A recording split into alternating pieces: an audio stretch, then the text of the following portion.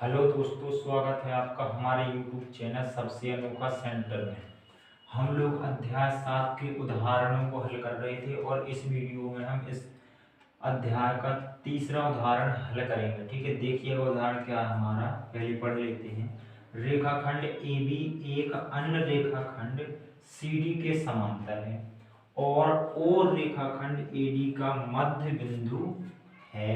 दर्शाइए कि नंबर 1 और number 2 point हमें सिद्ध करने के लिए बोले गए हैं। ठीक है, दर्शाने के लिए बोले गए हैं। तो हमारा सवाल क्या कह रहा है, पहले समझ लेते हैं कि हमारा सवाल कह रहा है जो हमारा AB रेखाखंड है वह हमारे CD रेखाखंड के समांतर है और कह रहा है कि जो हमारा AD है ये रेखाखंड, इस रेखाखंड AD का जो ये O है, ये वाला बिंदु O मध्य बिंदु है। इस AD रेखाखंड का मध्य बिंदु O है। ठीक है, तो जो कुछ हमें प्रश्न में मिल रहा है पहले उसे लिख लेते हैं, हेडिंग डाल लेते हैं दिया। ठीक है, दिया हेडिंग डाल लेते हैं। और हमें क्या बताया जा रहा है प्रश्न में, हमें बोला जा रहा है कि जो हमारी AB रेखाखंड है वह समांतर है CD के तथा तथा जो हमारा AD रेखाखंड है इसका मध्य बिंदु O है। मध्य बिंदु का मतलब होता है वो बिल्कुल बीच में होता है, यानी कि जो हमारा OD है वो हमारा OA के बराबर होगा। मध्य बिंदु के इस तरफ का पार्ट मध्य बिंदु के इस तरफ के पार्ट के बराबर होगा। तो हम लिख सकते हैं OD बराबर OA। तो यहाँ पर हम लिख देंगे OD बराबर OA। ठीक है, अब देखिएगा जो हमें सिद्ध करना है उसे भी लिख लेते हैं। सिद्ध करना हेडिंग डालते हैं और दोनों पॉइंटों को लिख लेते हैं जो हमें सिद्ध करना है। पहले नंबर में सिद्ध करना है त्रिभुज AOB सर्वांग सम त्रिभुज DOC। दूसरे नंबर में हमें सिद्ध करना है जो हमारा O है रेखाखंड BC का मध्य बिंदु है, मध्य बिंदु है। देखिएगा हम हेडिंग डालते हैं उपपत्ति और यहाँ से हम सिद्ध करना स्टार्ट करते हैं। तो उपपत्ति में हम पहले वाले पॉइंट को नोट कर लेते हैं, त्रिभुज AOB सर्वांग सम त्रिभुज DOC। ठीक है, अब देखिएगा हमें इन दोनों त्रिभुजों को सर्वांग सम सिद्ध करना है। चित्र में देख लेते हैं ये कहाँ पर मिल रहे हैं, AOB और DOC।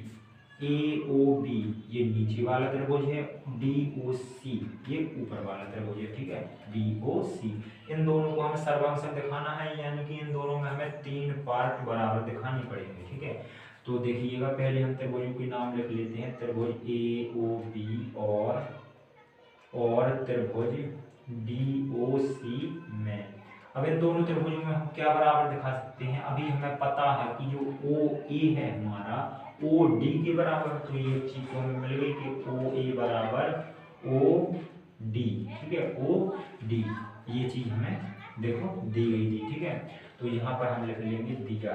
ये हमें कहाँ से मिली, दिया से, यानी ये दिया है। दूसरी चीज हम क्या बराबर दिखा सकते हैं, तो देखिएगा दूसरी चीज हम बराबर दिखा सकते हैं कि जो ये हमारी समांतर रेखा है, समांतर रेखा को ये एक तिर्यक रेखा प्रच्छेद कर रही है। तो हम लोग जानते हैं जो ये वाले कोण होते हैं, ये वाले कोण कहलाते हैं एकांतर अंतःकोण।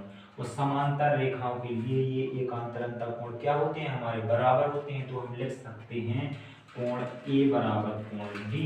यहाँ पर लिख देंगे कोण A बराबर कोण D और यहाँ पर लिख देंगे चूंकि ये एकांतर अंतःकोण है, एकांतर अंतः कोण। ठीक है, एकांतर अंतः कोण। दो चीजें हमें बराबर मिल गई। एक हम और क्या बराबर दिखा सकते हैं, तो देखिएगा ये दो रेखाएं एक दूसरे को प्रच्छेद कर रही हैं और इस प्रकार से ये कोण बन रहे हैं, ये होते हैं हमारे शीर्षकों कोण। शीर्षकों कोण हमेशा होते हैं बराबर। तो हम लिख सकते हैं कि जो हमारा ये कोण है इसके बराबर है, इसे नाम दे देते हैं 1, इसे नाम दे देते हैं 2, ताकि हमें कोण का नाम देने में दिक्कत ना जाए। तो हम अब लिख देंगे कोण 1 बराबर कोण 2। ये हमने बराबर क्यों लिखे, हम यहाँ पर लिख देंगे क्योंकि ये शीर्षाभिमुख कोण है। ठीक है, कोण है। अब देखिएगा हमने 3 चीजों को बराबर दिखा दिया है, इन दो कोणों को और बीच की भुजा को इस त्रिभुज के इन दो कोणों और बीच की भुजा के बराबर दिखा दिया है। तो अब ये हमारे त्रिभुज हो जाएंगे सर्वांग सम। तो लिख देंगे अतः त्रिभुज ए ओ बी सर्वांग सम, त्रिभुज डी ओ सी। अब ये कौन से नियम से हुए हैं? तो देखिएगा, हमने दो कोणों को, दोनों कोणों के बीच की भुजा को दूसरे त्रिभुज के दो कोणों और उनके बीच की भुजा के बराबर दिखाया है। तो हम लोग जानते हैं कि अगल बगल कोण और बीच की भुजा अगर बराबर दिखाई जाए तो ऐसा जो है हमारे नियम ए में होता है, अगल बगल कोण और बीच में होती है हमारी भुजा। तो हम लिख देंगे ए सर्वांग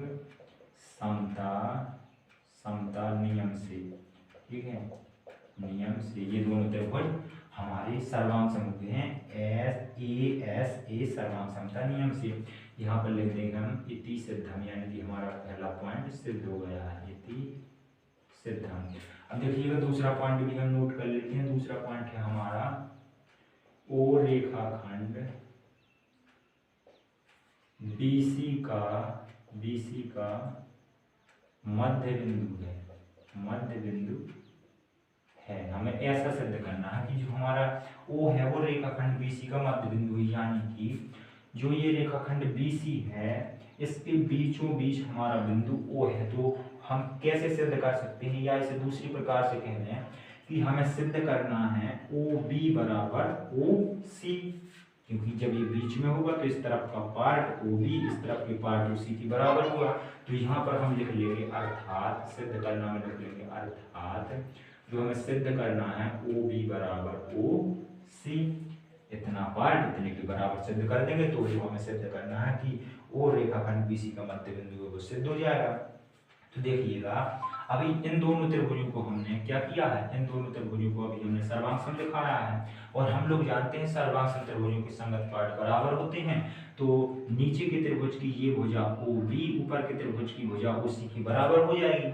CPCT से, CPCT का मतलब सर्वांग सम त्रिभुजों के संगत पार्ट बराबर होते हैं। तो हम लिख देंगे यहाँ पर, चूंकि हमें पता है, अभी हमने दिखाया है त्रिभुज AOB सर्वांग सम त्रिभुज DOC, यानी ये दोनों सर्वांग सम हैं, इसलिए हम लिख देंगे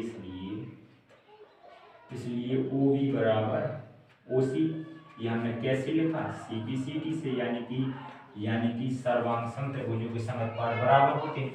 तो ये हमारा दूसरा पार्ट भी सिद्ध हो जाता है। यहाँ पर लिख देंगे इति सिद्धम, और इस प्रकार से हमारा उदाहरण 3 भी कंप्लीट हो जाता है। चलिए मिलते हैं नई वीडियो में।